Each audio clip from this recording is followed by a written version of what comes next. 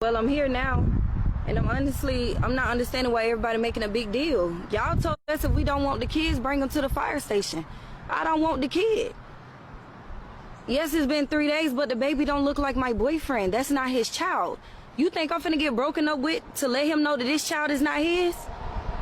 No, ma'am. I love the baby. I do, but why y'all, everybody, like, I don't get what's going on. The baby is, it looks Asian. The daddy is Chinese. My boyfriend is black. You get what I'm saying? No, I wasn't finna leave my man for that. So the baby had to come here. Are we good? Yes, ma'am. Let's start the interview. Should I cry? Like, should I act sad or something? To act like I care, like to give it emphasis, to make it look like I'm sad or something. Should I act like I care when it start? Come on.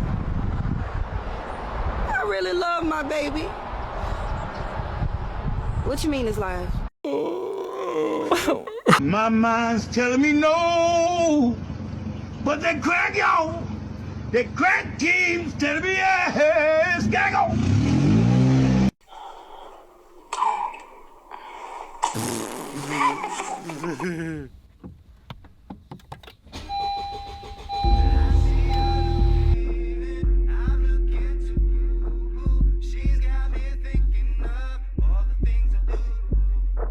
As bad as things are in the dating world right now, I do want to say one thing. As a man, finding the right woman can be the best thing that has ever happened to you in your life. Because it's people that make or break us. I've been trying to tell my friend this. My friend's in a bit of a situation right now. And I'm doing this video to tell the story and to hopefully get your response as a viewer. Because what I'm going to do is I'm going to show him the video and I'm going to show him the comments on the video, just so he can, because I'm trying to tell him to leave this girl, yeah? And obviously he's in love, and I've said this many of times, love is an emotion that clouds logic and reason. When a partner's doing all sorts of madness, when you're in love, a lot of people tend to turn the blind eye to that. Now I want to watch this video. We're going to watch this video first and we're going to react to this video first. It's a man telling a story about a situation. It is a true story, but let's watch the video and then we'll break it down, yeah? Women don't have the same rights as men. No, you're right, you don't. You don't have equal rights. You have fucking better rights. You have more rights, especially when it comes to the family court. Let me give you guys a breakdown on how the system works in England. There's a man called Daniel. He works in a normal job, factory job, comes home one day and his wife, Susanna, or girlfriend, either or, has decided to leave him for another man. So he comes home to find his house empty, his children gone, and a letter on the table. Don't contact me, I've left you for another man. It's over. Now Daniel's fucking confused. He's upset, and of course, he's emotional. Now pay attention, because here's the tricky bit. Susanna has decided that she's gonna keep the kids, because she's been planning this fucking breakup for a very long time. So how does she keep the kids? She applies for an emergency residential order. Susanna also decides that Daniel's not gonna see the kids anymore. He's banned from seeing the kids. Notice what I said there? She's decided. Now, how has she decided to do this? Well, she's applied for a non-molestation order. And whilst that non-molestation order is in process, they grant the non-molestation order on a temporary basis. Yeah, because that's fair, but this gets even fucking better. How does she obtain a non-molestation order? Well, she claims domestic violence, of course. Those that are new to the legal system, the family court system, that have never been through this fucking process, I can understand your naivety. Well, how the fuck can she get granted a non-molestation order on the basis of domestic violence if there's no proof of domestic violence? Well, you don't need it, you see.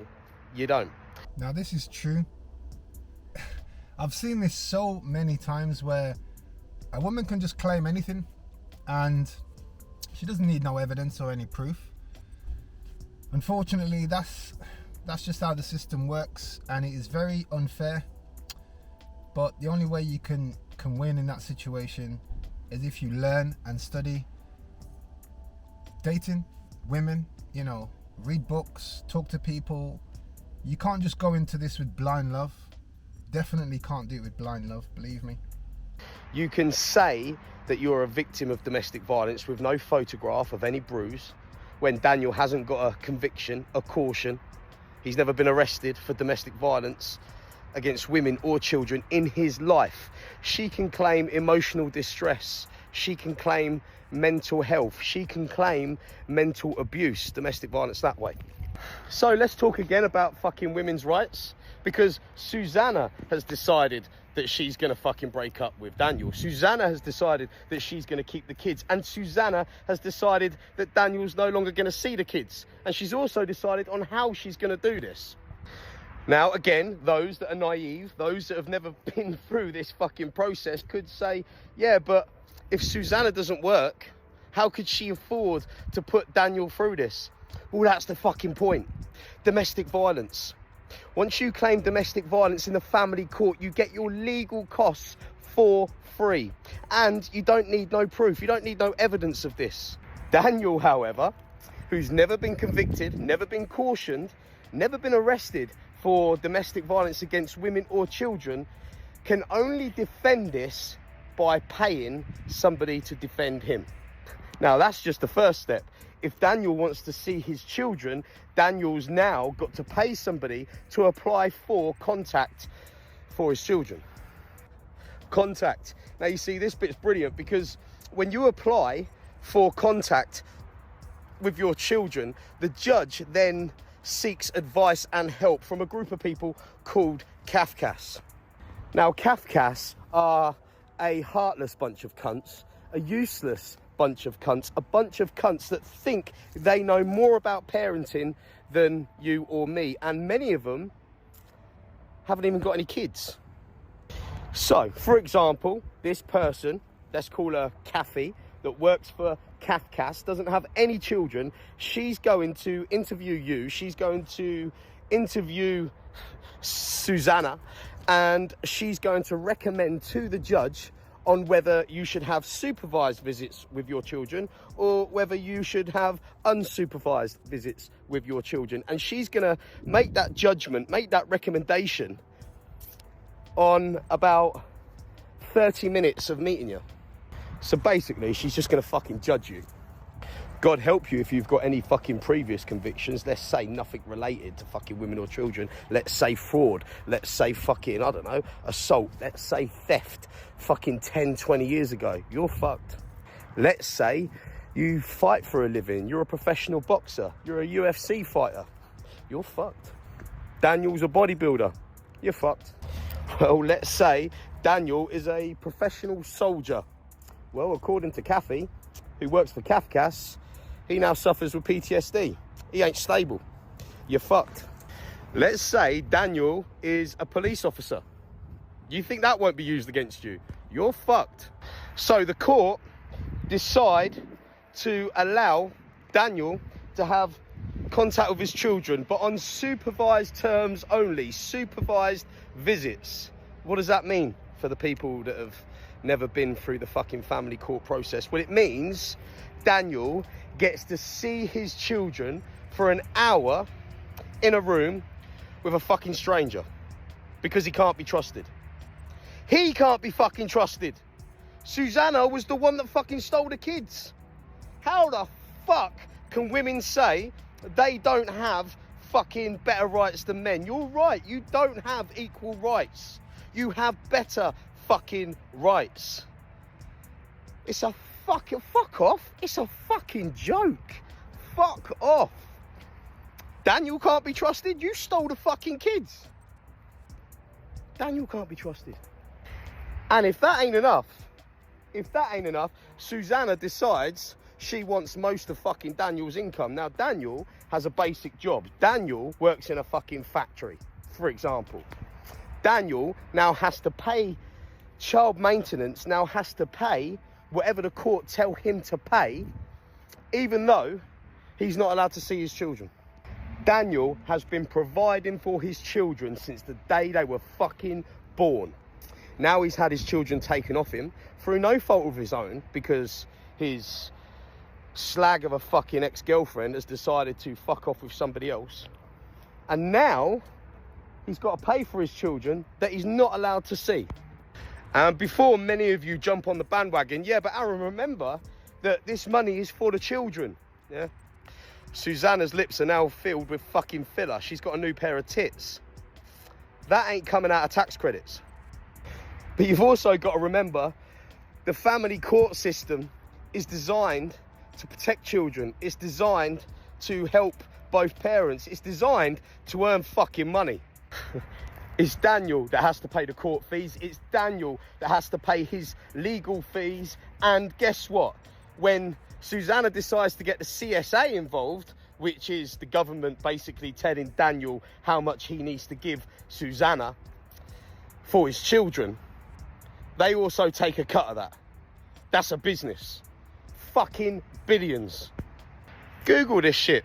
See how many fucking people, how many fathers take their own fucking life because they feel degraded, they feel shit, they feel fucking useless. They've had their children taken away from them. They're now having their income pretty much fucking halved. They can't afford to live. They can't afford to fucking provide. Many fathers have even had to sell their house and give everything that they have to try and fight for contact for their fucking kids. Yet that fucking slag can fill her lips with filler, get a new pair of tits, see who she fucking wants, rub it in the fucking father's eyes all over fucking social media. Bear in mind, Daniel's not allowed to share one fucking photo of him and his fucking children on his social media, because that will be breaking the non-molestation order. And if you break a non-molestation order, do you know what the consequences are?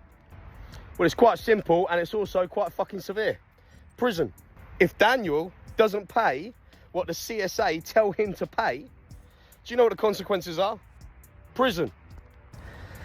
Don't talk to me about equal fucking rights. You're right, you don't have fucking equal rights. You have fucking more rights.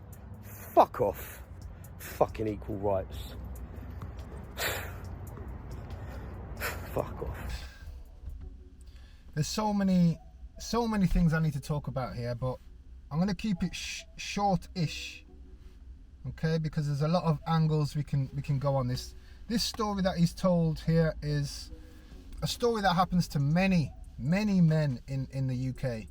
I don't know how America's got different laws and stuff like that, but they're still getting shafted over there.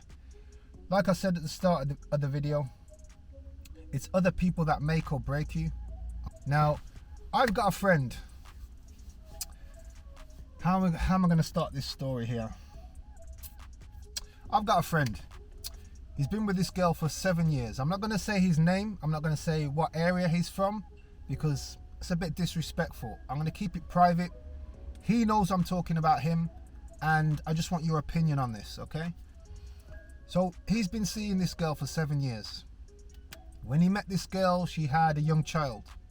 Really, really young child.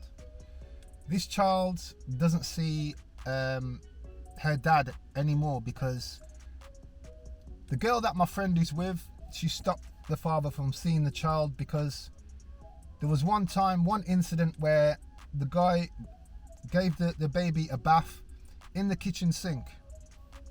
She didn't like that, so she cut all contact from the father.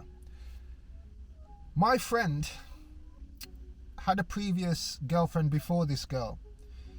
This girl that he had before cheated on him, yeah? Long story short, as he left that relationship, she was pregnant. But because obviously she's cheating on him, you know, he doesn't think that's his baby. So they split up. About 5 years passed, and this girl's contacted him for money. Now he's like, well, why are you asking me for money? You've disappeared. I don't see the child. I don't even know if the child's mine. So why are you asking for money? Long story short, again, he's gone for a DNA test and found out the child was his. Now, by the time he's found out the child was his He'd already built up his career. He's got a really good job, nice house, nice car. You know, my friend, he could have a lot of different women. He could have, he's 6 foot, same height as me, good looking guy. He found out that, the child was his. Now she's taking him to court. She wants money. The court have decided that he needs to pay. And because he's had no contact, he's not, spoke to this girl for this long, he has to pay back payments. This story gets even more crazier. So now he's paying back payments, child support, to this girl that he used to be with who cheated on him. And that's basically messed up his finances, basically. So he's left that girl who cheated on him, and now he's paying those child support payments. He's met this new girl now. It's not new, he's been with her for 7 years. And he's had a child with this girl. So the girl he's with now, remember when he met this girl, she already had a little child, and now he's had a child with her. So there's 2 kids involved in this new relationship. I'm talking to him the other day, and he's telling me all sorts of things about this girl that he's with. And the things he's telling me, it's a straight red flag for me. I can't, to be honest, I can't even believe the things he's telling me. So basically he said that the girl that he's with now, she has 2 phones. I don't know what the other phone is for, but if you've got 2 phones and you've got a business phone, fair enough, but this is not the case. She's just got 2 phones.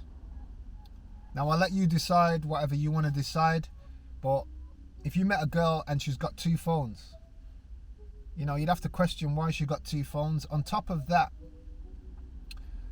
the girl that he's with now, she's one of those girls that says she gets on better with guys than she does with girls. She's got a lot of male friends. She actually wants to be a barber so she can cut men's hair.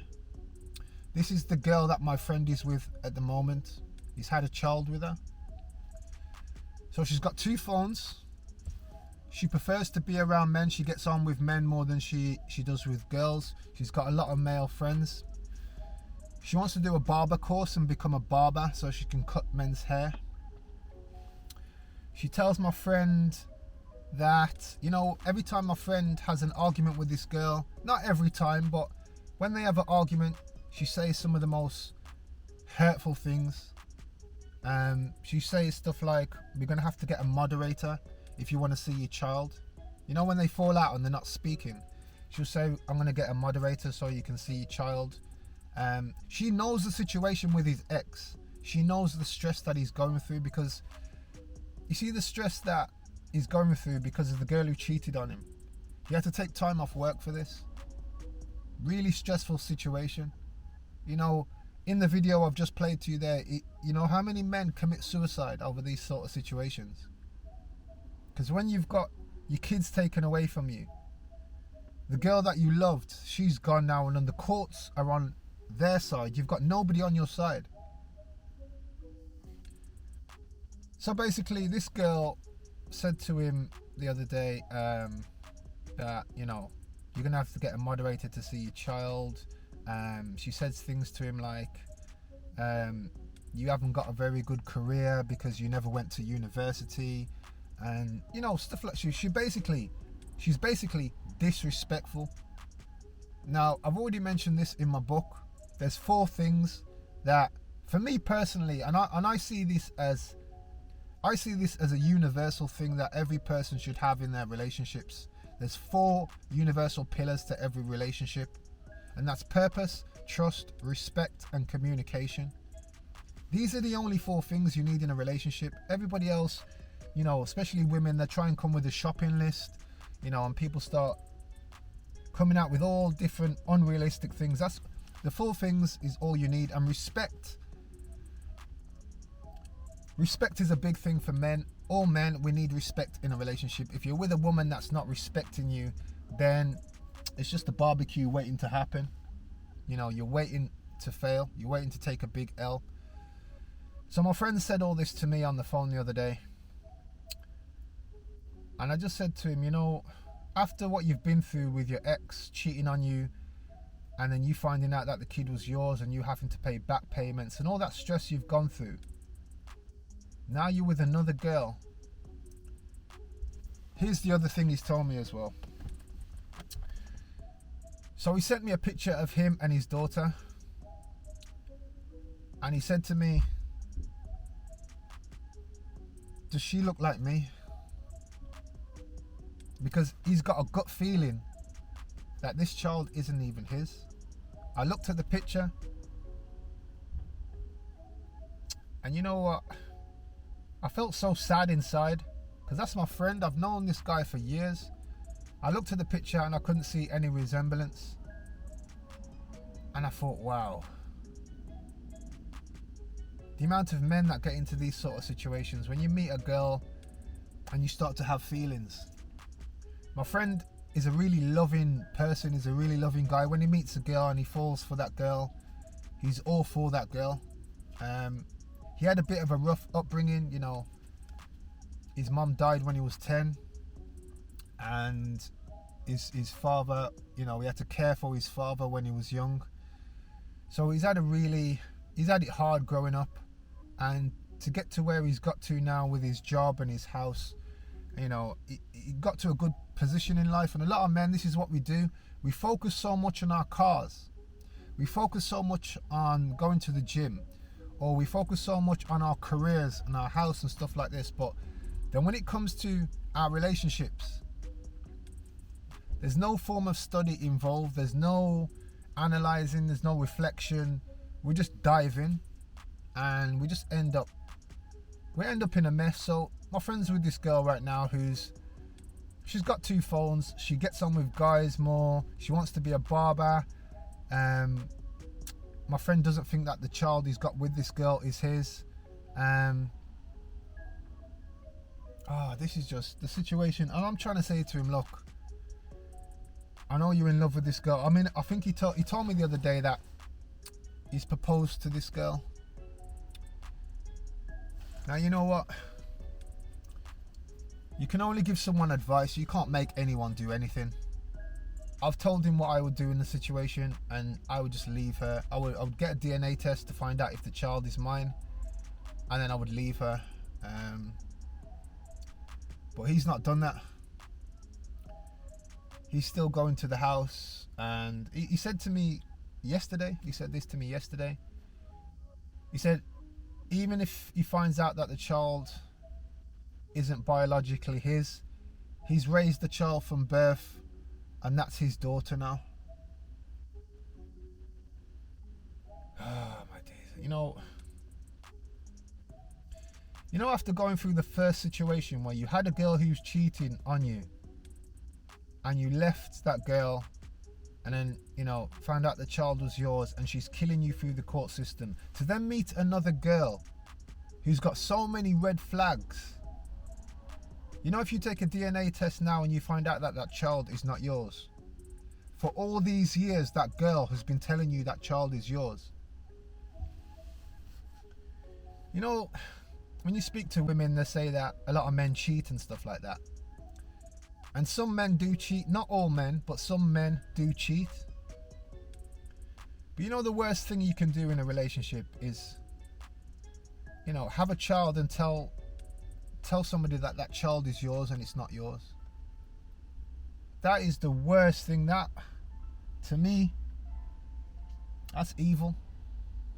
Now, if my friend takes a DNA test and he finds out that the child isn't his, he's going to continue on this path. You know, I need somebody.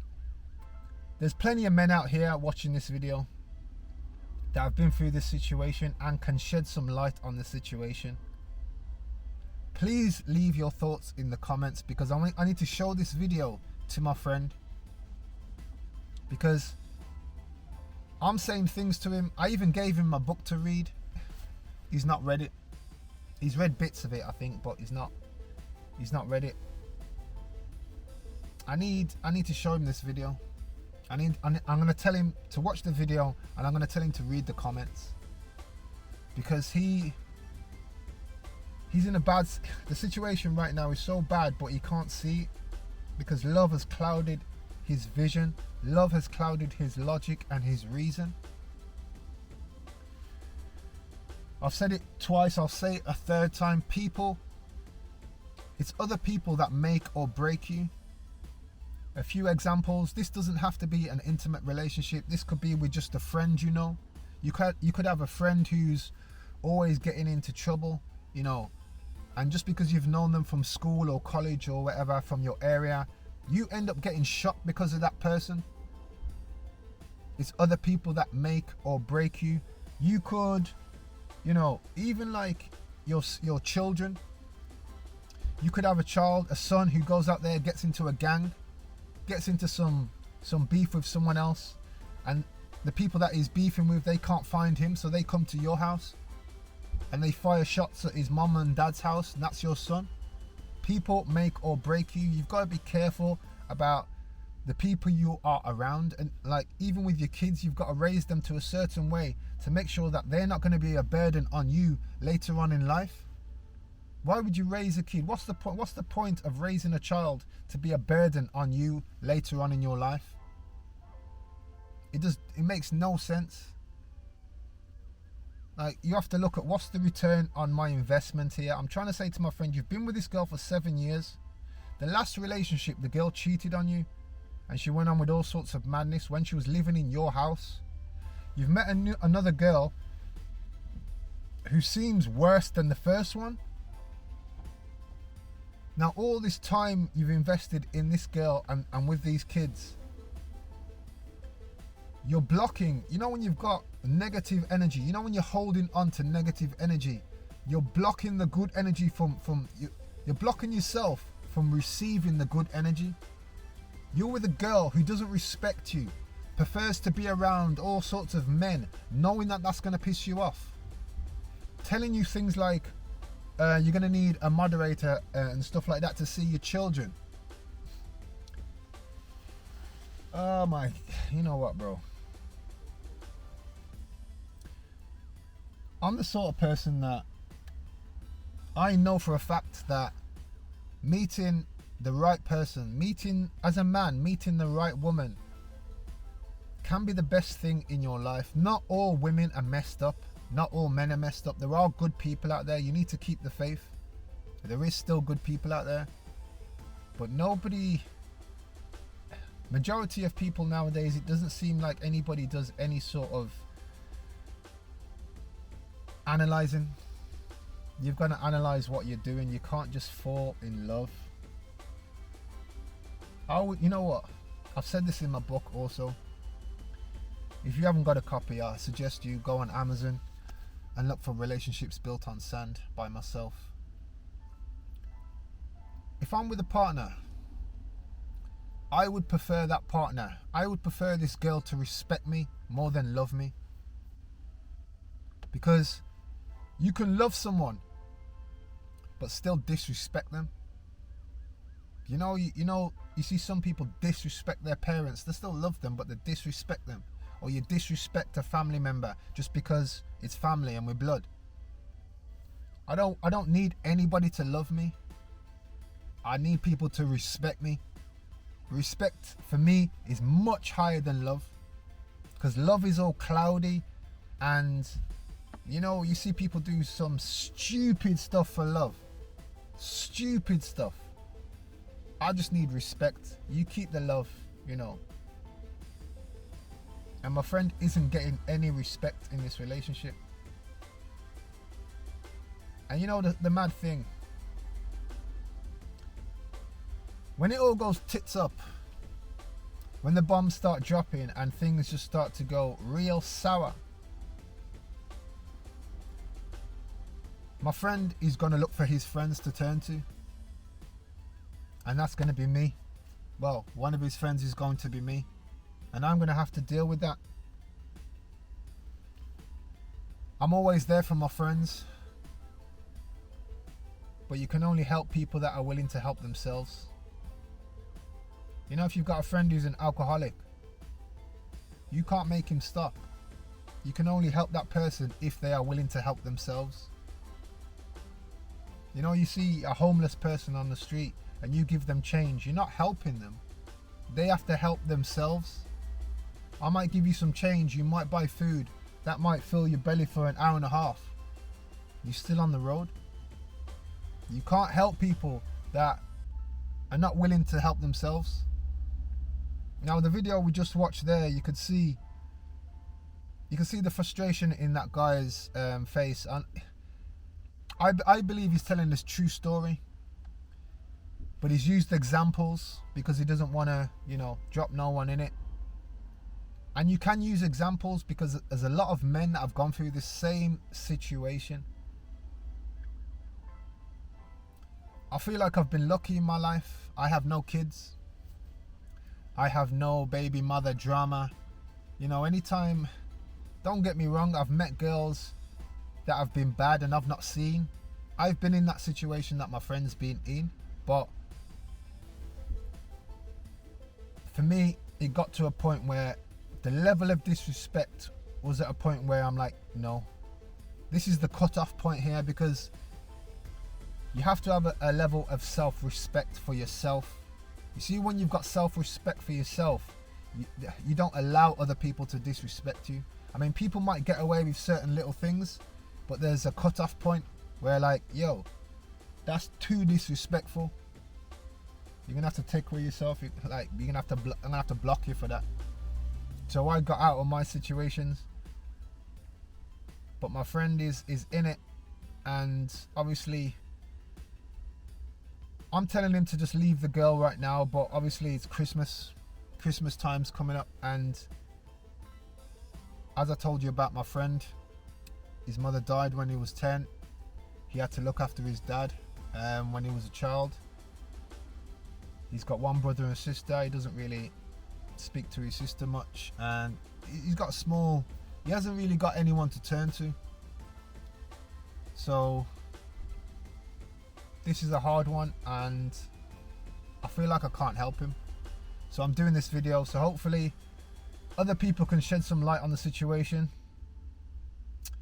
There's many more angles to this, but I really haven't got the time. I've got a busy day ahead of me today, and I'm behind on schedule. So thanks for watching, and I hope you don't ever get into a situation like this. I'll see you on the other side, yeah?